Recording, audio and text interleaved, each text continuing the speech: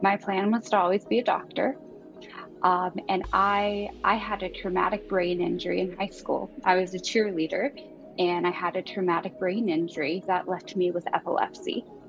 And I was getting treatment at the Children's Hospital here in Denver. And I was one of the oldest patients on their floor. And I was going through this experience, witnessing a lot of children that were in far worse off conditions than I was. But I had surgery, and after my surgery, after having a miraculous outcome of having literally no deficit, they called me in for a board meeting. And why does this hospital need me to come meet with their board? And they invited me to become an epilepsy ambassador, which what that meant, they asked me to mentor some of the children on that floor. And through mentoring some of those children and walking them through what brain surgery meant, which sounds really scary when you're a kiddo or even a teenager like I was.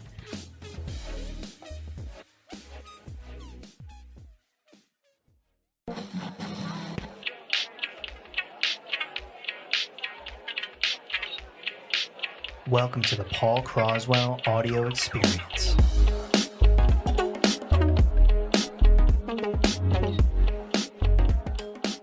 Hello and welcome back to the show. This is your host, Paul Croswell, and I'm here today with my guest, Whitney Frost.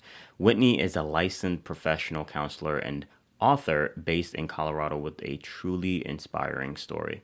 In our conversation today, Whitney shares a story of how a severe brain injury and subsequent brain surgery set the trajectory for what she does today in the field of psychology and counseling.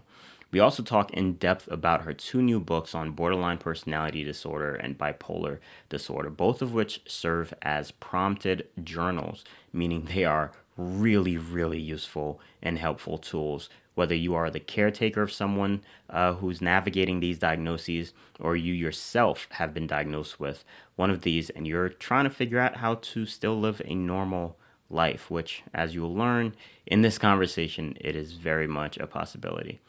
We also unpack dialectical behavioral therapy, or DBT for short, and its vast usefulness in many areas of life, but more specifically for those diagnosed with one of these two specific disorders. Now, without further ado, here's my conversation with Whitney Frost.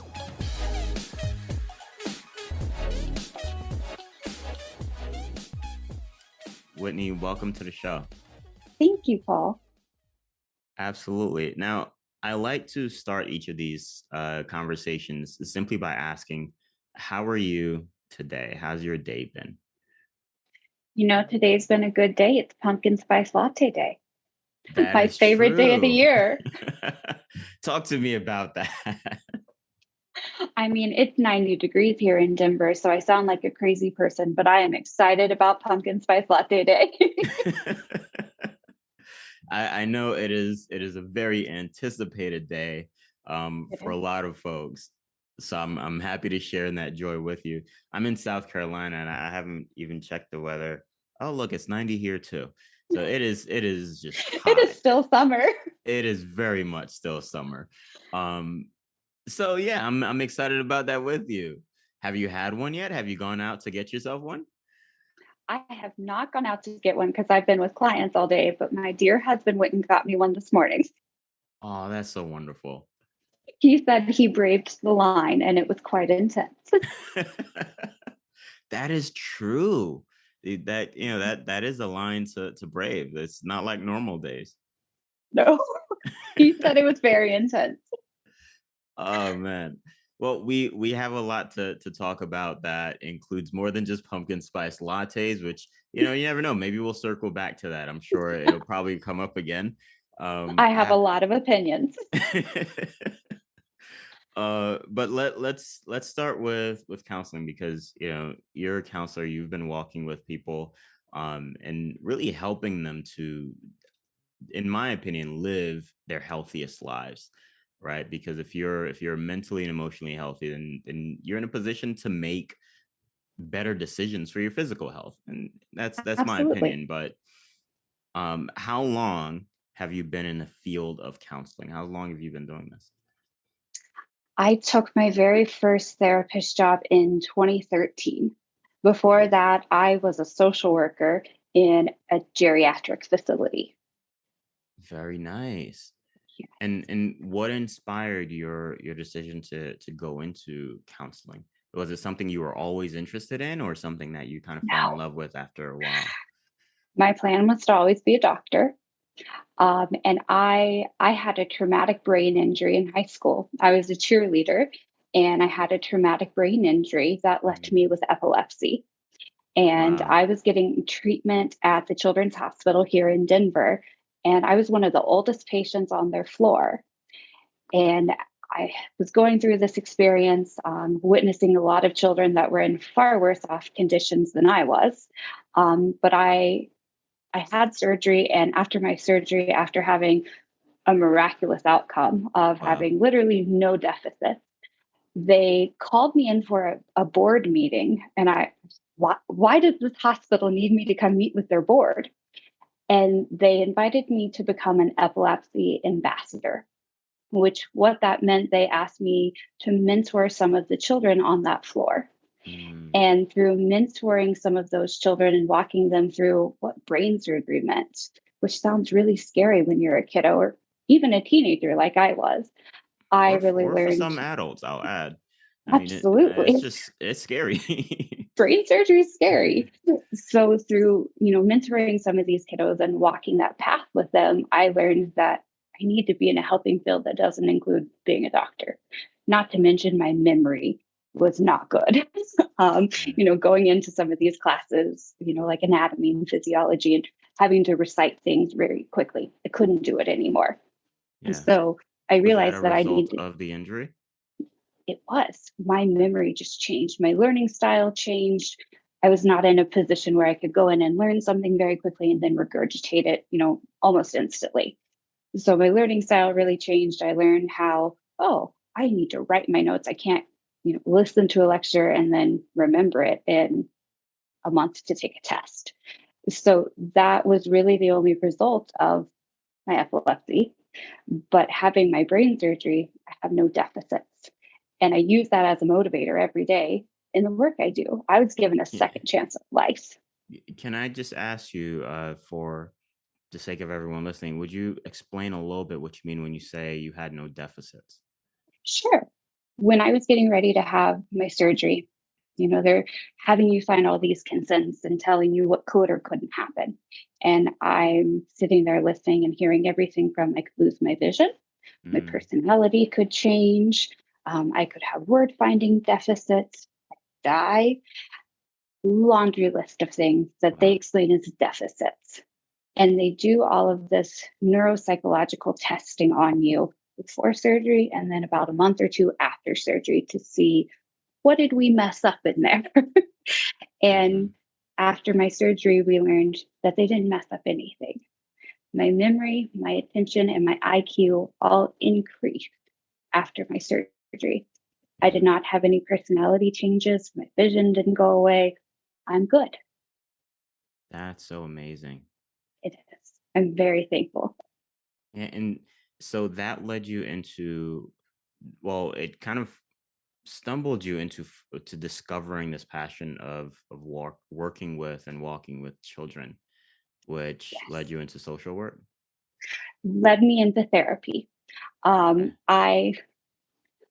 I was 20 when I graduated from college. I was very young.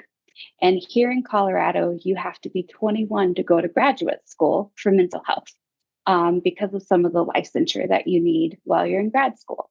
Okay. So I went back and I turned a minor in social work into a major and took an extra year to get a second bachelor's degree. So I figured I should get some experience in the field of social work while I was getting the degree, which led me into social work. Yeah. And I did that while I was in graduate school just to get some experience. It was a good paying job. It worked out pretty well. And Nice. I really liked working with the geriatric population. Yeah. And so that led you into therapy. That led me into therapy after I was in grad school, working on my field hours and those types of things. I started my first position working with the Department of Human Services, Hmm. working with children and families that had open abuse and neglect cases. I was the therapist that went into the home, did all the therapy and case management services to try to keep those families together Yeah. when they had the department involved. It was very intense work. I did that up until the point that I had my first child and realized I don't think I want to do this with a baby on the way. I can understand And that. yes, and then I transitioned into community mental health, which is primarily the Medicaid and underserved population. And you see anything and everything that walks in the door. Got it. Very intense day. Yeah. So, I mean, you've had quite a journey already, and Yes, now you've been doing this a while. Uh, this may be a bit of a strange question, but do you have like a favorite part of your job? A part that you most look forward to? I do. I love working with mothers. New mothers are my favorite. Why is that? While working in the mental health center, I was a very new mother myself, Hmm. and they tended to send all the new moms to me. Like, what is this? And so I used my training dollars that they would give me to get officially trained in working with new moms. And then that just meant they sent more to me. And the director of our program said, well, why don't you build a program for this? And I was, I'm a one woman show. And they wanted me, to build a community relationships and really get this program up and coming. And I saw a tremendous need for it. And so I built the maternal mental health program at our community mental health center from literally not existing to being a program. Wow. And that was incredible. I don't know if anyone said this to you yet, but thank you for that magnitude of contribution. That's amazing. Thank you. Thank you. Absolutely. Now, if I may have misread this, but yeah, I just want to give you a moment to speak on it. Do you specialize in working with women now more so than anyone else? Do you see everyone else, or do you just work with women now? I just work with women. Okay. So I opened my own private practice in 2019, Hmm. specializing in just working with women. So I work with women that are trying to conceive, struggling with infertility, are pregnant, are postpartum, or women just dealing with mental health. Um, Yeah. so, in addition to my credentials with pregnancy related struggles, I also am certified in dialectical behavioral therapy. And I use that to work with women with borderline personality disorder and bipolar. Yeah. So those are kind of my three specialties, but I also work with women that are, going to college or dealing with other life transitions or just general mental health. So my practice right now is about 58 women Wow. and only women. Yeah. Was there something specific that just kind of nudged you in that direction of, I think for me, I prefer to work with just women. Motherhood. I struggled with postpartum depression myself with my Hmm. firstborn. And I didn't have anyone to be like, hey, this is a real common thing and we're here to help. Um, my primary care provider offering an antidepressant was really the thing that saved me. And I wanted to be able to be a resource for those women. And bipolar is difficult and very stigmatized. So is borderline personality disorder. You tend to see borderline more diagnosed in women Hmm. than men. And so I wanted to be that resource in my community. I think that's wonderful. I really love the work that you're doing. Thank Um, yeah, I do this often whenever I'm having these conversations because I always keep in mind that these episodes can at some point in the future, years later, can be in anyone's hands. you. Uh, Absolutely. what would you say to maybe a young woman now, or just a lady listening right now who may be struggling with postpartum? Would what kind of words of encouragement maybe would you offer, or words of advice? That you're not alone and that feeling better is absolutely possible. Yeah, awesome. Now, you mentioned bipolar disorder and borderline personality.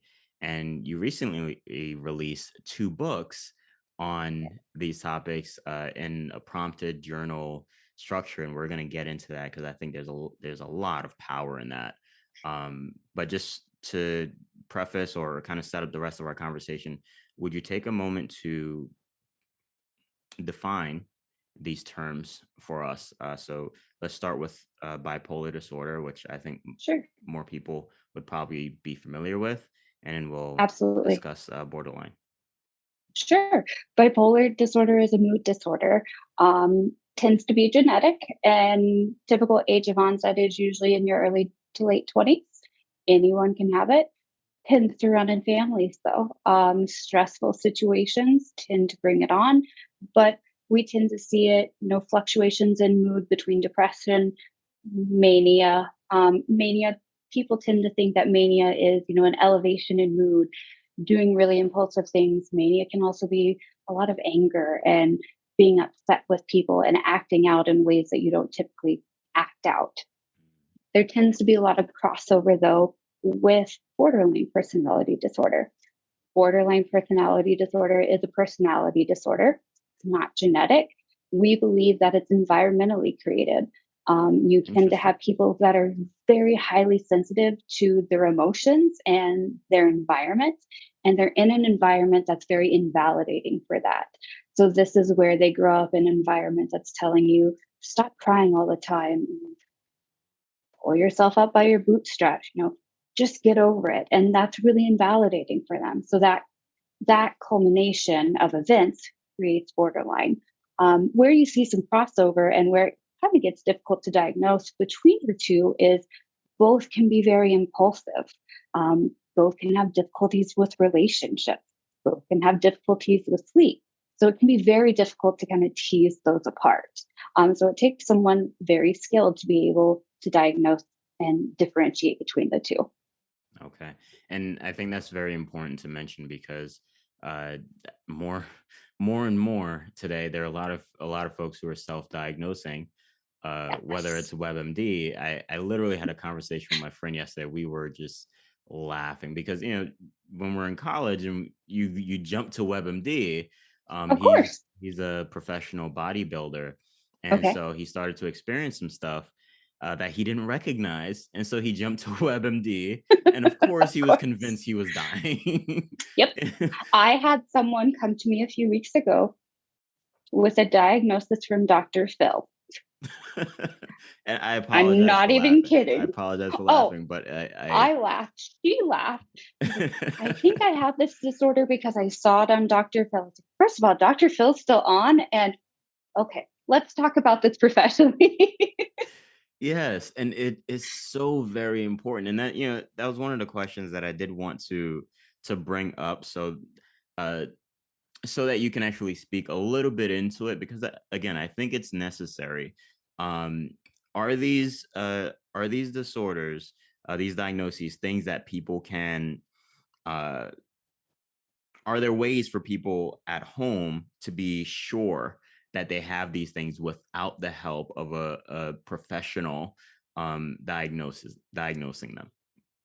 No, you Thank you. need guidance from a professional, because we go through years of training to differentiate between these things. We That's right. specialize in these things. I've been going through continuing education to really know how to differentiate between borderline and bipolar all of my career. Yeah. And I think it's just, I know I'm pressing this matter a little bit, but I It's think it's very just, important. it's so very important because whether you live in an environment where maybe the people around you are telling you that, oh, I think you have this disorder, or be it your parents or whoever, or you're going to some medical advice online to diagnose yourself, it is so very important to see a professional, someone who is Absolutely. trained, someone who understands what to look for, because you may have Absolutely. something similar or you may not have it at all. At all. And given the pandemic, access to care is so much more accessible. Yeah. All you got to do is push a button on a computer now, or even on your cell phone. Yeah, yeah, and I think that it's weird to say it this way, but it's one of the the good things that came out of the whole pandemic experience is that Yes. a lot of companies, including a lot of medical practices, have been forced, if they weren't already, forced to figure out how to navigate the digital world. And it's become Right. a whole lot more accessible as a result. Yes. And Yes. I'm so thankful for that. Yeah. So so am I. So I'm glad we got that out the way. I think it was a necessary part of the conversation. Please do not self-diagnose yourself. If you are concerned, see a medical professional. Yeah. Most people People, offer someone consultation. licensed. Yes, yes, a licensed medical professional. Thank you. Now, I do want to jump into your books because you released two books, like I said, uh, one on each of these topics, bipolar disorder and borderline personality disorder, both structured in what I'm gonna call prompted journal formats, right? Yes. So you're not just disseminating information, you're actually guiding people through understanding what's happening and managing it well. Can you talk to me a little bit about what led you to create a book in that format as opposed to just, putting it out there, just spewing information? Sure. So I actually had a publisher come to me. The publisher, it's Callisto Media, and they tend to find people with high search yields on the internet that are specialists in different areas. Right now, they're really honing in on mental health. They came to me with my first book on borderline, and they brought this to me and said, "What do you think? We're not the experts in this. We're the experts in publication. You're the expert in mental health. What do you think?" And I fell in love with it because it allowed me to use DBT, dialectical behavioral therapy, which is considered the gold standard for treatment for Mm, borderline. And it allowed me to really, pump out this skill set or this knowledge to people in a very accessible way. yeah, Maybe people don't have access to a therapist that's trained in DBT. Their insurance doesn't cover it. It's hard to find people, honestly. So it allowed them to access it in a very digestible way because it breaks this very intense skill set down into affirmations, journaling prompts, activities, skills yeah, in a very tolerable way. Because yeah. going into a therapy center, doing this in a group can be very intense for people. Yeah. So this is a more manageable way to do it. Yeah, and I think that's very, very helpful, and it's going to be very helpful for a lot of folks. And you mentioned that term DBT or dialectical. I hope I'm saying that right. Behavioral therapy Yes. a few times, and please don't laugh at me. You could laugh because it's a little bit funny. But the first time I heard the term, because I'd heard of behavioral therapy before, but Mhm. not this kind. And the first time I heard the term and I wrote it down to look it up was in an episode of a Marvel TV show.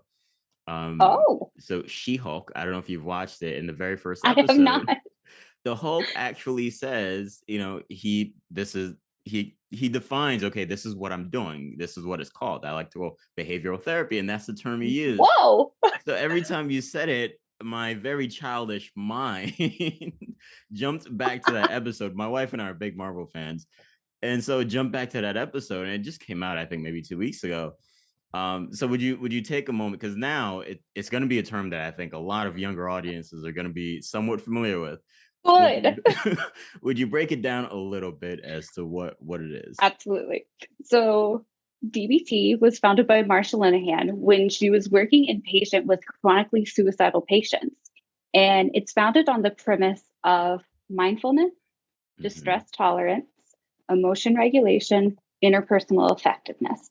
And it's a skills-based therapy Yeah, where when you see things like cognitive behavioral therapy, the idea behind cognitive behavioral therapy is changing our thought process to where if we can change how we think, we can change how we feel. yeah, DBT gives you more tangible skills. So if you're in like a DBT group, you're doing a lot of skills within all of those branches. So you work through modules, is what they're called. So when you're in distress tolerance, the focus is giving you very hands-on skills to help regulate your distress. So I imagine the Hulk or the She-Hulk is learning distress tolerance skills to help manage her distress, her anger, to where she doesn't Hulk out. things like that. Um, interpersonal effectiveness, it's teaching you very hands-on skills that you can take out into the real world to manage your interpersonal skills to improve your relationships. Yeah. Mindfulness, it's the core of DBT, because without mindfulness, it doesn't exist. We teach mindfulness, number one, it's the first thing you learn in DBT, because if we can't be in wise mind, it's no good. Yeah. If you're functioning in your emotion mind or your rational mind, we can't make good decisions, or we can't make appropriate decisions. So we teach mindfulness, number one. So DBT is the golden skill set for BPD, but it's also very, very effective for bipolar disorder, especially when you're struggling with depressive episodes, mania, those types of things. Those skills help bring you back to center as well. Yeah. So let's dive into that a little bit then. Because you've built these kind of exercises and prompts into these books. I mean, this is just a really powerful tool for anyone who's navigating these things, right? Yes. Because it's almost like having somewhat, maybe not completely a counselor, but definitely at the A level of coaching. coach. Yeah, at Hmm. home with you as you're navigating this. This is a lot of empowerment.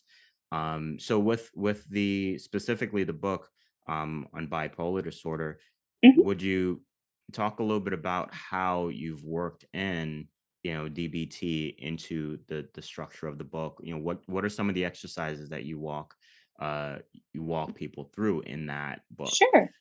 So with the bipolar book, I use a lot of the DBT skills when they're experiencing manic episodes, questioning, is this an impulsive decision?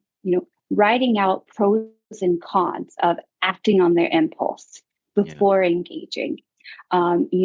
Asking their wise mind, is this a good decision? There's also a couple for when they're in depressive episodes of using distracting skills to distract from depressive episodes, to be able to set goals, 5 simple goals to get out of the bed, or to Hmm. get up and get out of bed, shower, make a meal, um, phone a friend, those types of things that are Yeah. just basic skills that may really be hard when you're in a depressive episode or struggling with mania. There's also a tracking sheet in the very back of the book that allows you to track both depressive episodes and manic episodes, that maybe these are some of, my problem behaviors during these times. But also there's an interpersonal tracking sheet of, are these my triggers for interpersonal relationships that get me in trouble, that really pull from DBT skills. If you struggle to reach the goals you set for yourself, the good news is it's most likely not because you're lazy or that you lack discipline. Statistically speaking, you're most likely struggling to reach your goals because your life is out of balance. In 2017, the Harvard Business Review reported that the United States spends more than $190 billion with a B, billion dollars to address the physical and psychological effects of burnout in the average working professional. And these numbers are from before the pandemic, so who knows what it is now. The point is, anyone trying to reach a goal while navigating burnout, whether consciously or subconsciously, is not set up to succeed. This was my experience until I discovered the life balance approach to reaching your goals and changing your life. This approach to reaching your goals takes into account your life balance as you work towards your goals. Subsequently, it basically guarantees success for almost any goal you're trying to reach.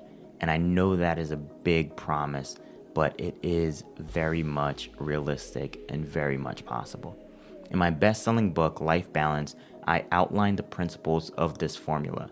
And due to popular demand, the online course for the book is now available. In this course, I walk you through each and every principle individually and how to apply it to your life. It's a self-paced course, so you can take it on your own time and go through it as quickly or as slowly as you would like. Every purchase includes a digital copy of my book, Life Balance, the Life Balance workbook in PDF format, and the Life Balance planner, also in PDF format. For a limited time, you can purchase this course at 50% off when you use promo code PODCAST. To purchase this course today, visit paulwcroswell.com. Now let's get back to the episode. And how important is it for people to be aware of their triggers, would you say? It's vital. It's vital because, with bipolar disorder, we can use medication to help manage the highs and lows. It can be a juggling act sometimes finding the right medication, but it's essential to knowing, okay, when I stay up really late or don't get enough sleep, that triggers a manic episode. Or, when I'm getting really close to my cycle, I always fall into a depressive episode. Those things are really important for your care team to know to help you cope and set up a good care plan.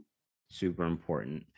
Now this may be rudimentary for you, but bear with me. I have a basic understanding of manic episode versus depressive episode. Sure. Right? If someone's in a manic episode, what would you say maybe I don't know if it's different for everyone, it might be, but Absolutely. what would you say, maybe this is my number one suggestion for you if you're having a hard time navigating your manic episodes? It depends on the manic episode. If someone is very impulsive and tends to spend a lot of money, I always suggest operate on a cash budget. Only carry $100, $200 in your wallet. Give your debit cards to someone that you trust. If it's impulsive speeding or reckless behavior, let's avoid those triggers. Maybe you can use public transportation that week. If it's acting out of anger, okay, what triggers that anger? Are there certain people? Are there certain behaviors? How can we avoid those, or how can we act opposite? Acting opposite is a great DBT skill. Sounds really basic, it pretty much is. You look at, okay, how do I act when I'm triggered? And you act completely opposite, even if you have to write out a script for it. But it's acting opposite in the complete and total way to avoid it. Yeah. I might be putting you on a spot here, but would you give a little bit of an example of what it would look like to act opposite? Sure. Had a client many, many years ago, and when she would get triggered, she would want to punch her husband. So act physically violent. When she would get that urge, instead of punching him, she would go and kiss him instead. That is an example of acting opposite. That's so acting example. Totally and completely opposite of your impulse. Yeah. Wow, that I can't imagine the just the intentionality and discipline that takes to do. Absolutely. Yeah. And I think that just highlights like you said, the vitality of knowing your triggers. Right. And I think having that tool, in the book, in that journal, to be able to track and identify those triggers is so important. Absolutely. Now let's essentially do the same thing for the depressive episode. Mhm. What are some of the, maybe big suggestions you'd have for someone who's like, I have a hard time navigating my depressive episode, like even getting out of Sure. bed? Getting out of bed, or eating, showering, those types of things. Looking at what are just some basic goals we can set. Maybe calling a friend and having a friend check in with you of saying, hey, when's the last time you showered? Or when's the last time you ate? Checking in and knowing that someone cares. Because oftentimes with depressive episodes, it's very easy to spiral into cognitive distortions of no one cares about me. It's not worth being here. Those types of thoughts. Yeah. And so knowing that someone is being intentional, checking in with you and cares. So having that type of thing, setting a goal list of, okay, today I'm going to shower and I'm going to reward myself with, I don't know, order your favorite dessert on DoorDash. But setting goals and making sure that there's a reward attached to these goals, because no goal is too small or too big. when you're depressed. Sometimes getting out of bed feels huge. I have Yeah. a client right now who's really struggling with grief and depression. And her goal today was to get out of bed and take a shower tomorrow. And Yeah. I told her to do something to reward herself, even if it means her husband has to go get her a coffee. That's still a reward. Yeah. And it's so important that people receive permission to do these things. And because I Absolutely. think we become very much professionals at beating ourselves up sometimes, Oh, and especially when society does a great job at allowing it. oh yeah, oh yeah. And especially when we're already in a low place, like we double down on it without Mhm. having these skills and these tools, and I know that these books are for, these specific disorders, but I mean it sounds like these are tools that, I mean, the I average use them person with might all of be my able to, clients. right? Yeah, I use DBT with all of my clients, and I joke that DBT should be taught in our schools. I think we would raise healthier, friendlier children if we would be teaching this in schools. Oh, 100%. And I can't wait to have you back on the podcast to hear about how you've written a curriculum for it, because I can just see it now. Um, Now, one of the things you said a few times or kind of alluded to was a very strategic, and kind of important use of community, like engaging your community and navigating these Yes, disorders, and not isolating yourself. So whether, like you said, is calling a friend to, have them check in on you, or, engaging with your spouse or partner, or whoever is around you. Um, are there any other ways that you've seen maybe strategic uses of communities that people have used to navigate bipolar or borderline disorder? yes. So we know that there's a high occurrence of substance abuse that goes along with bipolar disorder. So it's not uncommon for people to lean into AA, NA, whatever support community they have. I also encourage people to join, NAMI support groups, um, any type of support group or group that aligns with their beliefs. It's not uncommon for people with bipolar or borderline to be separated from their family for various dynamics, whether it's abuse, you name it. Yeah. So it's not uncommon for that to be an issue. So sometimes people need support groups. And I help them find those resources sometimes because they're so demotivated that it's difficult sometimes. Yeah. It's also not common or not uncommon for them to struggle with codependency. So sometimes just getting plugged in with a CODA group is really helpful. And what's a coda group? Forgive my ignorance. Codependence Anonymous. Codependence Anonymous. It's Okay. like an AA group for codependency. They have their own 12-step program that they work. It's a really fabulous resource. Yeah. Wow. I didn't know those groups or that particular group existed. So It's fantastic. I absolutely love that. Mhm. Um, I I want to jump back real quick to, you know, well, continue with the community topic, because one of the things as you're talking, I'm thinking to myself, this book isn't just good for those who are navigating, bipolar or borderline personality. It may also be good for their spouse to go through a book like this, or their Absolutely. caretaker, right? Mhm. Absolutely. And there are many helpful resources out there for parents, for spouses, dealing with a loved one going through these types of things. But yes, absolutely, it could be very helpful Yeah. because it's not uncommon for, you know, someone going through a distressing moment and needing to use a skill. But when we're in fight or flight, our brain doesn't go to, oh, what DBT skill should I use? And so Yeah. sometimes having your support person being educated in this and say, hey, remember that skill? You should use that.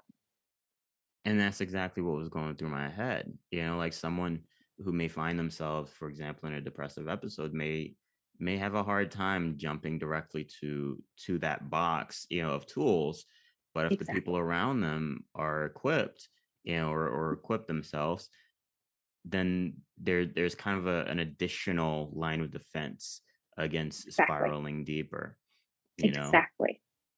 So, I mean, if someone's listening to this and maybe there's someone in your life, you may not even live with them necessarily, but Hmm. you understand this is something they're navigating.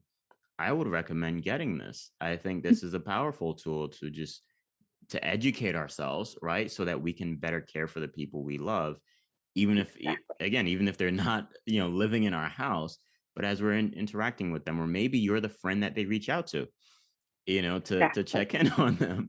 And all of a sudden now you have language or shared language that you can use that they understand, that you understand on a level that they can trust. I Yes. think that'd be really beautiful and really powerful. Absolutely. Yeah. So here's a sort of different question in which will continue to expose my ignorance on this, which isn't hidden. Uh, are these diagnoses permanent? Are these things that you have to live with, permanently for the rest of your life? Are they things that can be healed completely, or are you learning to manage these and manage them well? What's kind of the long-term direction of navigating these diagnoses? So all of these can be put in remission, they can be healed. Um, Borderline, there is no medication to heal it. Hmm. Borderline, we can use medication to manage the subset of symptoms. So depression, anxiety, insomnia, we can use medication to manage those. The only way to heal or treat borderline is to use DBT. And it's usually recommended that you use DBT therapy in individual and group setting, and go through the whole module, if you will, twice. So it's very intensive. But yes, I have removed the diagnosis of borderline many times. And it's a great feeling. Yeah. Bipolar can be put into remission. I'm currently working with a woman in her mid 60s who has been in remission, gosh, 5, 6 years. I have another woman who's in her mid 40s who is in remission as well, who's been in remission probably for about 6 or 7 months. So it can absolutely be healed. It can be put into remission. Yes, you can live a successful life, even That's with so the awesome. disorder. Yeah. And I the reason that that question was so important to ask for me was a big part of my thought process every time I have conversations like these is finding ways to bring hope and encouragement to people, right? And Absolutely. I think one of the best ways to do that is to equip them, which Hmm. is why I have these conversations in the first place. I think your books are just phenomenal tools, and I really am excited to help to platform them and get them in front of the right people because they're necessary. Yeah, You know, absolutely. these uh in life there are things that are fun to have and things that are need to have. And Absolutely. I think that these are need to have things for more people than maybe we know about, because how many of us have a friend or a friend with a family member who are navigating these things, and they're either afraid to bring it up or they don't really engage much because they don't feel like the people around them know how to help, know how to Right. be present, know how to be understanding and supportive of what they're navigating. And here's And this. the stigma. I mean, Yeah. bipolar and borderline alone are so stigmatized in our society. You hear that and you think, oh, that's a crazy woman. I mean, Hmm. society, the media has not done a great job. Yeah. And it And couldn't be more different from the truth. yeah. Yeah, and you're absolutely right. Uh, I think media in particular has done a really bad job at helping people actually understand what this is, because whenever it's displayed in media, it's normally extremely exaggerated, like it's the worst form or a kind that Yes, can possibly be experienced. And absolutely. there are folks who may navigate it on that level, but generally in media it is just the most exaggerated thing, and so you never actually get a real sense of you know what's it really like. Hmm. Exactly, which is a real disservice. Yeah. And it creates a gap, and it creates, I think, a lot of fear around having the conversation and Hmm. encouraging people to share what's going on with them. Uh, Absolutely. yeah. So let's dive a little bit deeper into borderline personality disorder, because that one Sure. is a little bit newer to me. Okay. I'm more familiar with bipolar, and you said that there are overlaps. What are some of the, forget the redundancy, but some of the more distinctive things when it comes to borderline? Sure. So with borderline, you can experience impulsivity. Where we see impulsivity with borderline, it's usually shopping, other spending, reckless behavior, high speed driving, self harm is a big one, whether that's cutting, burning, you name it. There's a Hmm. lot of new forms of self harm with the younger communities. Yeah. Um, Promiscuity with sex, drug use, binge drinking is a big one right now. Um, that tends to be the impulsivity. You can also see a lot of emotional deregulation. So, where people think, oh, that's so bipolar because someone has mood swings. Mood swings with bipolar typically are a week to 2 weeks. Mood swings with BPD can be a couple of hours, can be a couple of minutes because of that intense emotional dysregulation. So, when someone says, oh, I'm so bipolar because I have these mood swings, first of all, no. Intense mood swings can usually lead to borderline because you're experiencing them very quickly. And it can be a vast array of emotions. Typically, we see anger or really intense sadness with borderline. The other things we see with borderline is difficulty maintaining relationships, whether it's friendships or romantic partnerships. Relationships start very hot and heavy. Oh my gosh, you're the best person I've ever met. I'm going to marry you someday. This is going to last forever. And then it turns to devaluation very quickly. Mm. With intimate partner relationships, it can be within a matter of months. With friendships, you see them not able to maintain friendships because they do something that upsets them, triggers them, and then they cut them off. There's no room for resolving the conflict skillfully. It's nope, I never want to talk to you again. Is that Those are the the big things. devaluation? And Okay. that's where interpersonal effectiveness skills can come in and be very, very handy to help people see the other side of, it doesn't have to be so black and white because that tends to be a very common symptom. It's black and white thinking of it's either this way or it's this way. There's no room in the middle for Mm. thinking in the gray. So it's either right, it's wrong, no middle. Those Wow. are the big things we typically look for and see with BPD. Okay. And Mhm. what are some of the ways that DBT um help to mitigate some of those behaviors? Because I know that's built into the journal. Yes. So DBT helps to teach around those behaviors or retrain those behaviors. So we talk a lot about wise mind. Wise mind teaches you to live in the gray. Wise mind is this balance of emotional mind and rational mind. So a lot of us tend to be very, very rational or highly emotional.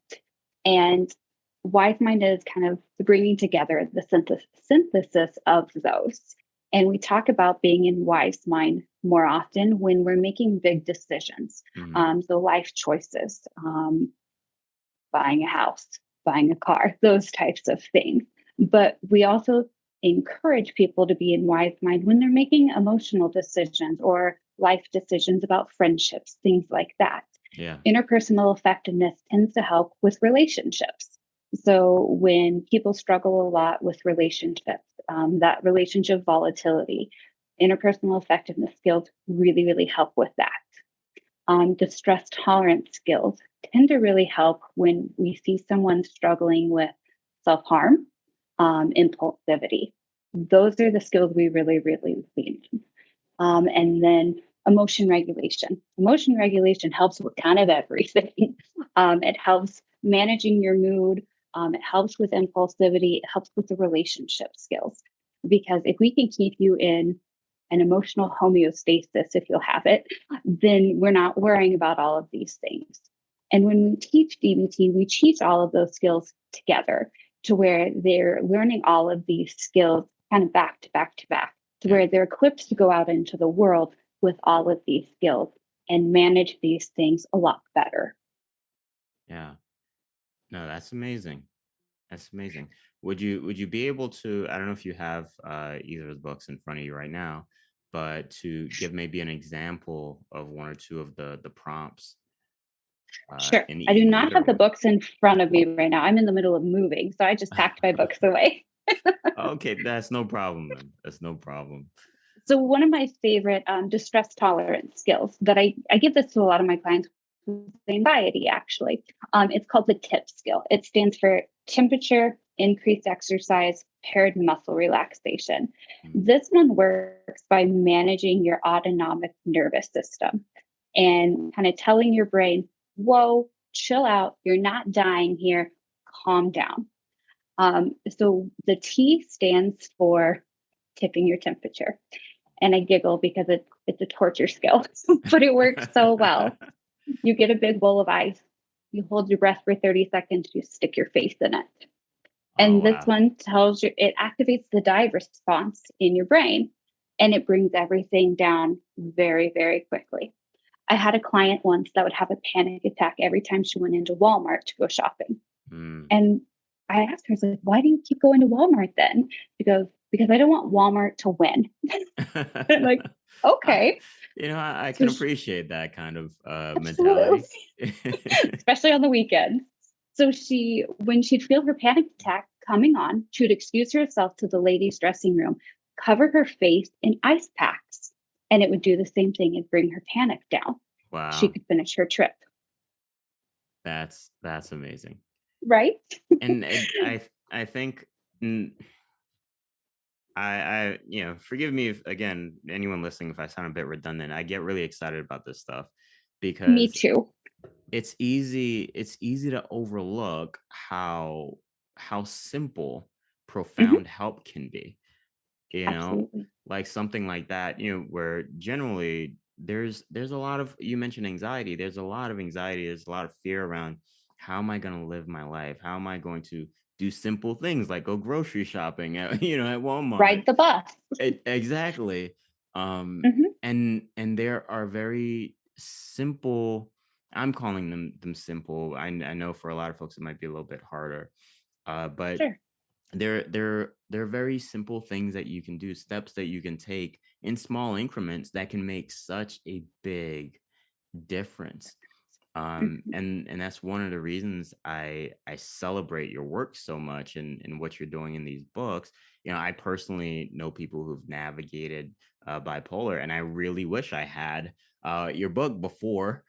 So I had some sense of language, some sense of understanding Sure.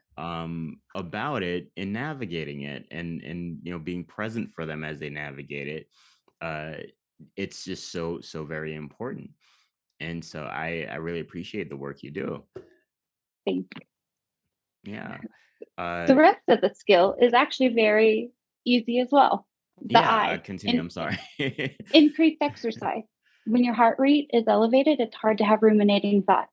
Think about the last time you went for a run. It's hard to have ruminating thoughts when you're running. Yeah.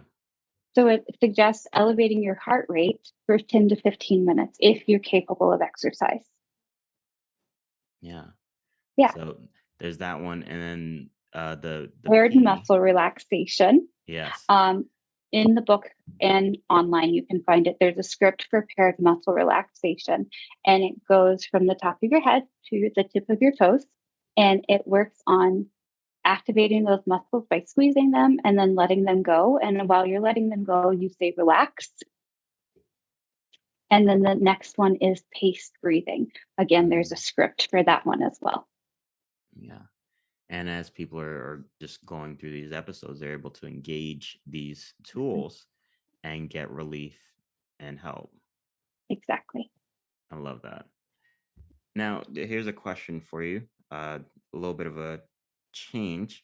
Um, do you have any upcoming projects or maybe events that you're excited about?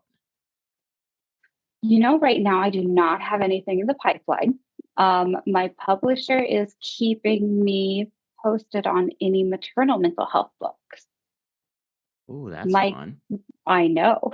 My goal for the next 5 years is actually to open a mental health center that is holistic in sense for women dealing with postpartum issues that would have mental health, yoga, breastfeeding, just more of a holistic center where women could come and access it all. Because in the state of Colorado, we don't have anything like that. There's Okay. actually only a few in the entire nation. Wow. There's one in Florida, there's a couple in California, but there's nothing like that here.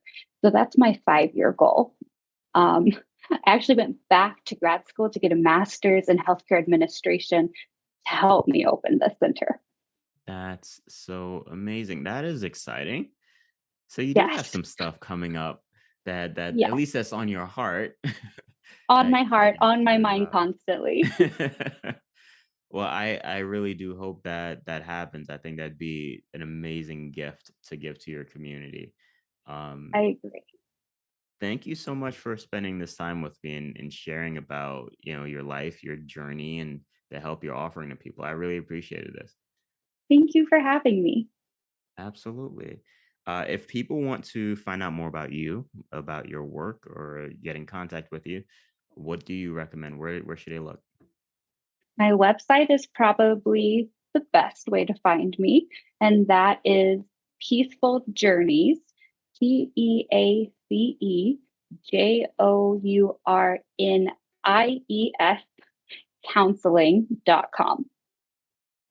All right, and they'll be able to find information about your book and about Yes. you as well there, Yes, and they can that'll be actually linked. buy my book there. Beautiful. And that'll be linked in the description of this episode, as well as the direct links to Amazon as well, for the book, so that people can just go get it, because I really think these are powerful tools that you're offering. Thank Um, you.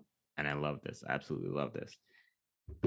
Guys, thank you so much for listening to this episode. I really hope you got as much as out of this as I did, and enjoyed this conversation as much as I did. If you feel you missed anything, feel free to go back and listen again. And if you want to get in contact with Whitney or check out either of her amazing books slash journals, just go ahead and pause and check out the links in the description of this episode. All right. Until next time, take care. That's it for today's episode.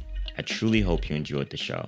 To learn more about today's guests, including the links and resources related to everything we discussed, visit the podcast page at paulwcroswell.com, where you can find the entire podcast archive, as well as information about my book titled Life Balance, as well as the Life Balance Planner, and much, much more. If you'd like to support the podcast, the easiest and most impactful thing that you can do is subscribe to the show on Apple Podcasts, on Spotify, and on YouTube. Also, leaving a positive review or comment is also important and greatly appreciated. Sharing the show or your favorite episode with friends or on social media is, of course, awesome and very helpful. Finally, for podcast updates, special offers on the Life Balance Planner, online courses, and more, please subscribe to our newsletter. You can find a link to do so in the show notes.